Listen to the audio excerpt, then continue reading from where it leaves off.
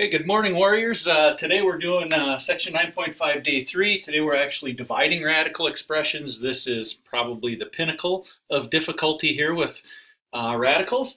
Again, for this section, we're going to assume all variables are positive, which again means there is no need for absolute values anywhere. Okay. Now, there's always two ways to skin a cat, remember. These two examples on the top here, I can take the square root of 36 divided by the square root of 4. Well, I can look at these square roots independently of each other, and I can say the square root of 36 is 6, and the square root of 4 is 2, because those two roots simplify, and 6 over 2 actually is 3. So I know square root of 36 divided by the square root of 4 is 3.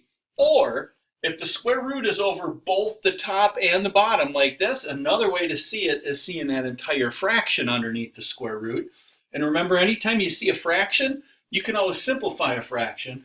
And 4 and 36 reduce by 4, so we actually get 9 over 1, which actually the square root of 9 over 1 is actually the same as the square root of 9, and you know the square root of 9 to be 3. So you can pick whichever way you want to go. I kind of bebop between both of these depending on what I started out with. Our division property for radicals, these are kind of our rules that we made up ourselves again. These what we're going to refer to as our belly button rules again.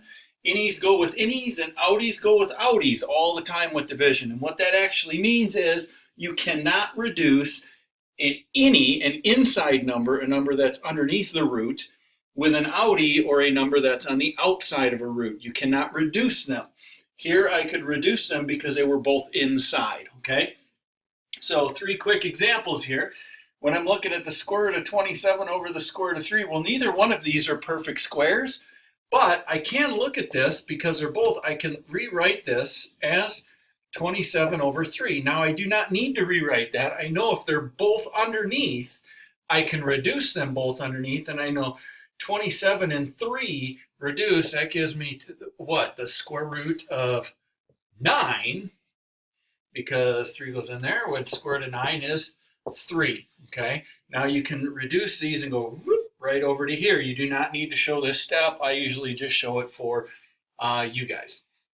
When I'm looking here at the square root of 81 over x to the 6th, I like to see these because this one does not reduce in any way. I personally like to see it square root of 81 over the square root of x to the 6th. I know the square root of 81 is 9, and I know the square root of x to the 6th is x to the 3rd power, so I should be getting 9 over x cubed for that example. Okay? Is it okay if you go from here to here? Totally fine. Okay? When I look here, again, I like to break them apart like I did in number 2. So as I break this apart, I'm going to see that's a square root. I know 64 is a perfect square, but x to the 5th I want to see as an x to the 4th times an x. I like to break those apart. And that's a square root of y to the 6th. So now, I know the square root of 64 is 8. I know the square root of x to the 4th is x squared. I know this x does not have a perfect square, so he stays underneath. That's still an innie, and the square root of x to the 6th gives me, or y to the 6th, excuse me, gives me y cubed. And in the end, I can look at this fraction, I can see nothing reduces, so I am also done with that one. Is it okay if you see it and you go from here straight to here? Yes, it is. Okay, I'm going to rewrite my board.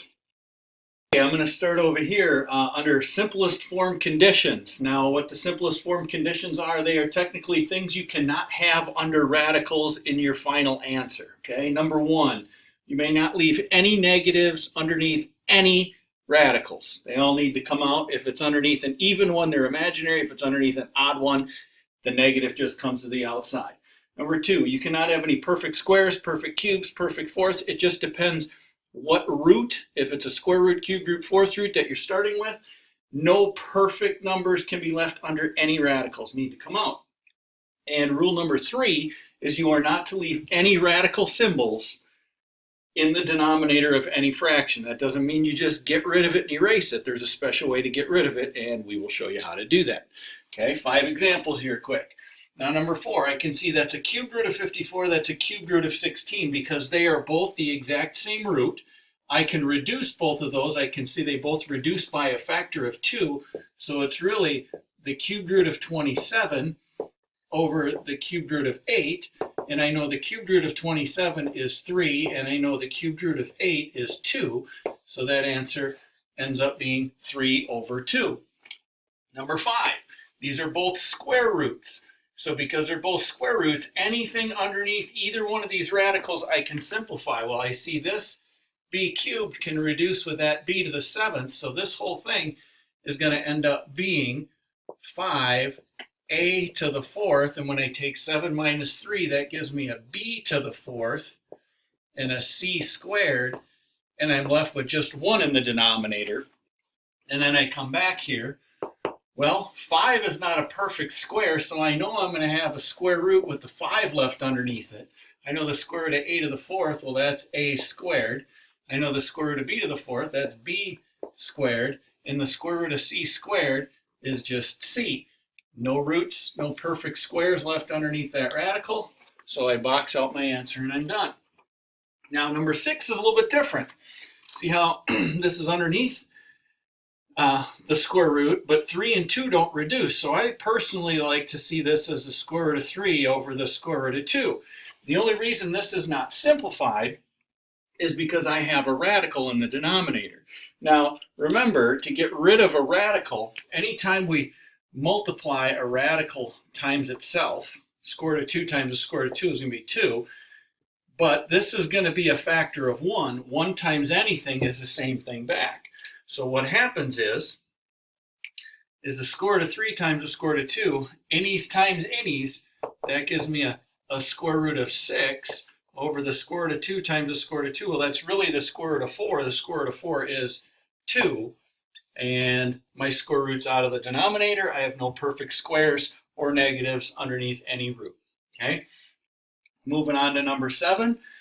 5 and 8 do not reduce, so I personally like to break this apart as the square root of 5 over the square root of 8. Now, I don't want to break this out and multiply it by the square root of 8 right away. I want to simplify this root. So reason being is it keeps smaller numbers for me, so this is going to actually be the square root of 5 over square root of 8 is 4 times 2, so it's really the square root of 5 over 2 square root 2. So I have no perfect squares underneath my roots anywhere, but now I got to get that root out. So I want to just multiply by the square root of 2, which again is a factor of 1. And the square root of 2 times the square root of 5 here gives me the square root of 10. Remember, outies times outies, 2 times 1 is 2. Square root of 2 times the square root of 2, that's really the square root of 4. Square root of 4 is really 2, so those are both outside numbers, so I really get the square root of 10 over 4, and I am showing every integral step along the way. Obviously, you can skip a few of these steps in the middle, but some work should be shown. Number 8, x and 3 don't reduce, so I personally like to break this apart, square root of 8, or x over square root of 3. I need to get rid of that square root of 3 in the denominator. There's no perfect squares, so what do? I multiply it times itself. And after I do that, the square root of x times the square root of 3 gives me the square root of 3 times x, and the square root of 3 times the square root of 3, well, that's a square root of 9, or think of it, square root times the square root just eliminates the square root, and I get 3x over 3. I cannot reduce the 3's. I cannot reduce an innie with an outie. So right there is my final answer for that one. Moving right along here for the next 6 examples. Number 9, I have the square root of 5 over square root of x. Well, they're both under roots, but 5 and x don't reduce, so what I need to do is I need to extract that root out of the denominator. Only way to get it out is to multiply it by itself. Now, these are square roots, okay? And if I'm extracting roots bigger than square roots, it's not as simple as what I'm doing here. But this gives me the square root of 5 times x gives me a 5x underneath. And the square root of x times the square root of x just gives me an x. Remember, these two x's cannot reduce because I can't reduce an inside number with an outside number. So I am done at the square root of 5 x over x. Number 10. 10 and 5 do reduce, but I can't reduce an outie with an any. So what I need to do is I need to get rid of that root because there's no perfect squares in 5, so I multiply it times itself. Square root of 5 over the square root of 5. This gives me 10 times the square root of 5, outside times outside, inside times inside. Square root of 5 times square root of 5, that's really square root of 25, which is 5. And now check it out. Now I do have two outside numbers that reduce. 10 and 5 reduce. These two will reduce. That gives me 2 square root 5, and I don't even have a fraction in the end of that one. Okay? Moving along over here to number 7. Please feel free to pause at any time to write your notes. Okay? Number 11. Square root of 8 over the square root of 10. Hey, I see that's going to reduce. I don't have to reduce. That's a perfect square, but I know I can divide each one of these by 4, I believe. So I get the square root of 2 over 4 goes into 100, square root of 25. Square root of 2 is not a perfect square, but the square root of 25, this gives me the square root of 2 over 5. And I have no negatives underneath the root, I have no perfect squares underneath the root, and I have no root left in the denominator. So I am done. Now that doesn't mean somebody can't take this problem and simplify this and say, oh, it's 4 times 2, so that's really 2 square root 2 over the square root of 100 is 10, and then reduce these outside numbers to get to there. Either way is perfectly fine. It's whatever you see to take your path to it, okay? When I'm looking at number 12, these are cubed roots now. 27 and 4 do not reduce, okay? But I do know the cubed root of 27 is 3 over a cubed root of 4. I don't know what that is, but I do know I need 3 of the same numbers underneath here, and 4 is kind of a special number. I want to kind of see that as the cubed root of 2 squared. Okay, so I really already have 2 2's underneath here, which means if I multiply that, technically, by the cubed root of 2 over the cubed root of 2, okay, 2 squared times 2, I'll show you all my work along here. This one's actually going to come along, and that gives me 3 times the cubed root of 2. That gives me 3 cubed root of 2 over the cubed root of 2 squared times the cubed root of 2. That's really the cubed root of 2 to the third, or 2 to the third is 8. So I made a perfect cube. I multiplied it by a cubed root of some number to make a perfect cube underneath here. So I really get 3 cubed root 2 over the cubed root of 2 cubed is 2.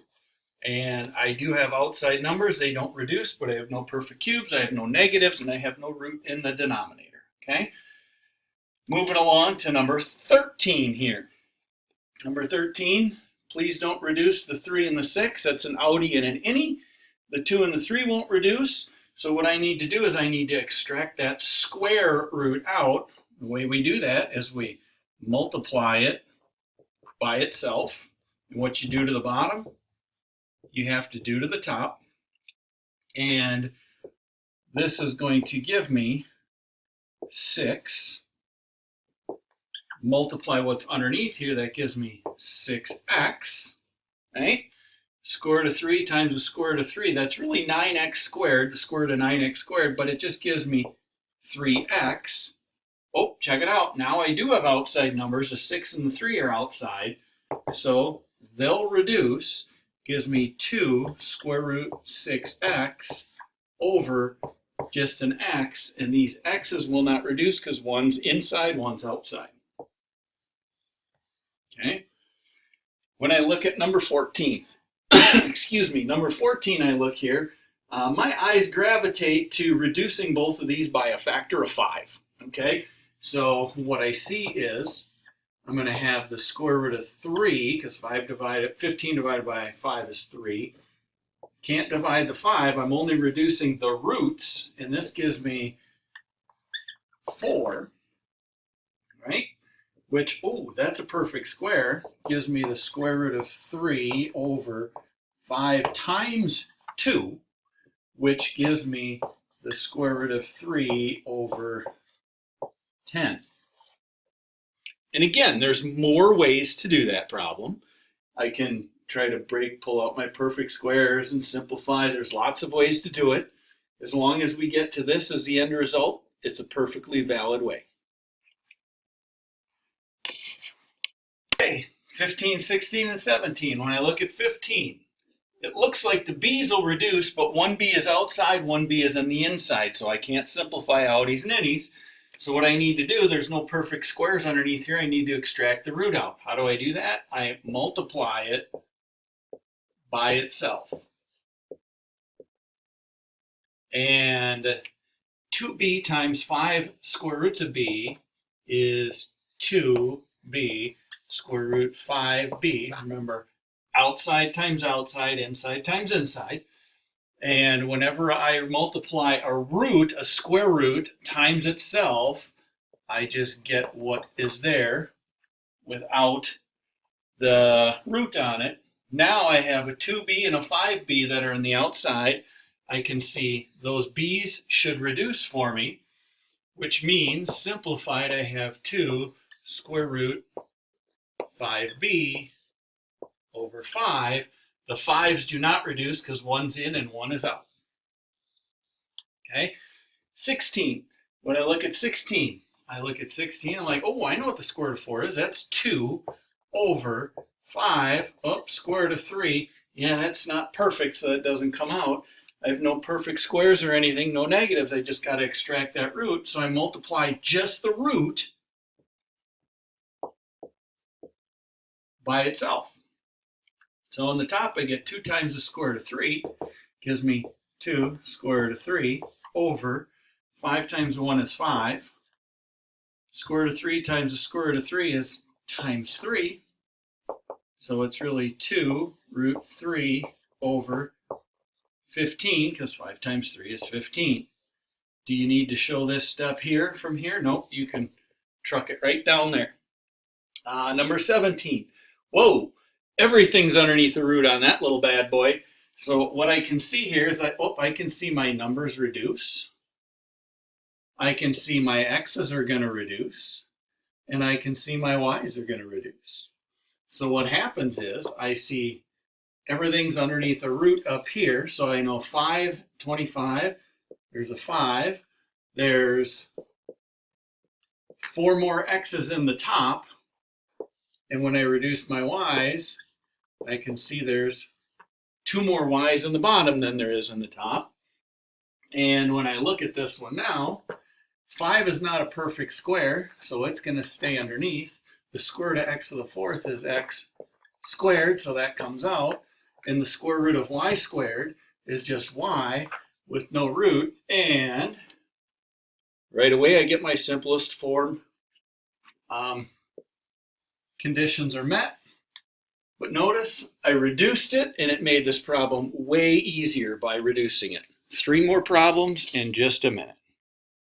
Okay, these last 3 problems are the hardest ones of all. Okay, notice the difference in the denominator when my root is in the denominator here in number 18. I have a sum down here. It's not just a square root like every problem before has been. And if I look forward to number 19, I don't have a sum, but I have a difference, meaning something is added or subtracted to that square root symbol. Well, the method to get those out are a little bit different. And what we need to do is we need to recall from the previous section, number 13 and number 14, what happened when we multiplied 2 terms by 2 terms.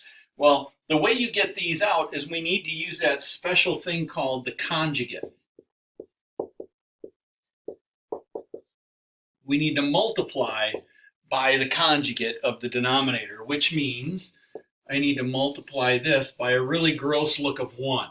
Well, the conjugate of 3 plus square root of 2 is 3 minus the square root of 2. Now remember, whatever I multiply the bottom of the fraction by, I have to multiply the top of the fraction by, because it's just a factor of 1. This equals 1, and 1 times anything is itself back. It's just going to look a little different. Okay, so when I do this now, I also need to see, there's a distributive property projected in here. 2 times 3 is 6. 2 times the negative square root of 2 is minus 2. square roots 2 over, now the bottom is 2 terms times 2 terms, okay? I don't need to double distribute this all out, but I'm going to do that first. 3 times 3 gives me 9. 3 times negative root 2 gives me minus 3 root 2. Then when I distribute my root 2, I get a positive 3 root 2.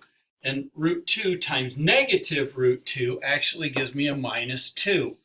Okay? Well, every time I multiply by these conjugates, these outer terms and these inner terms are always the exact same opposite sign. They go away. That's the magic of a conjugate. So when I multiply it by that conjugate, I actually have 6 minus 2 square root of 2 over 9 minus 2 is 7. And when I try to reduce 2 terms on the top with 1 on the bottom, this 7, this outside term, would have to reduce with both outside terms on the top, and it doesn't. So there would be my simplest form answer of that one. Number 19, my square root of 3 doesn't reduce, so I don't do anything. Because it's a sum or a difference, I need to multiply by my conjugate again. This conjugate little feller here, which is 2 plus the square root of 3, 2 plus the square root of 3. Then I need to do all the multiplication, okay? Still going to have a fraction. 5 times 2 is 10.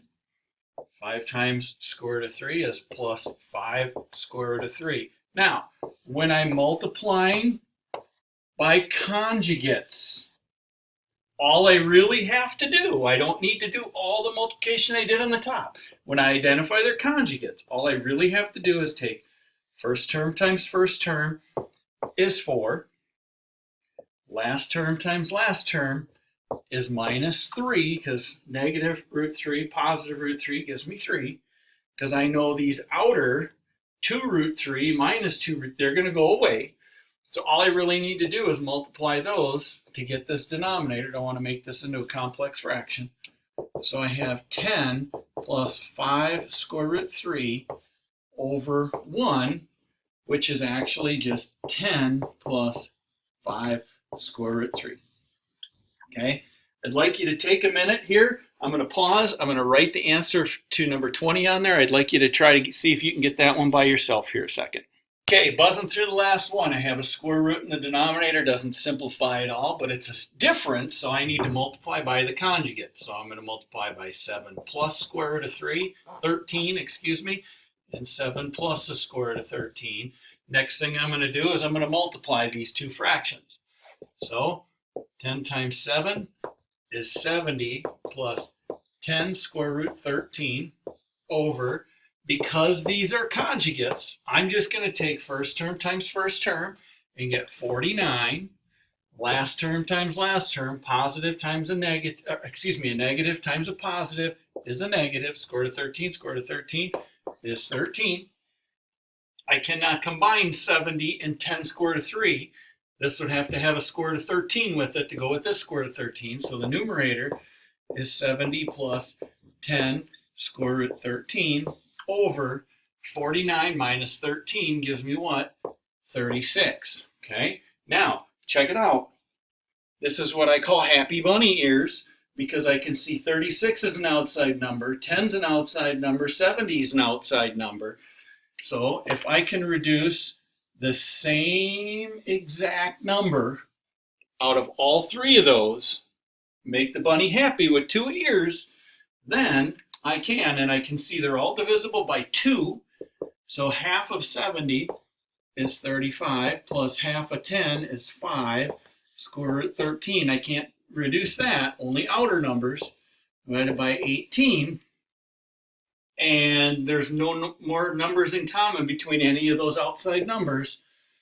So that is my final simplified answer of that one. Okay, toughest one right there. Hope you guys have a great weekend, and we'll talk to you next week.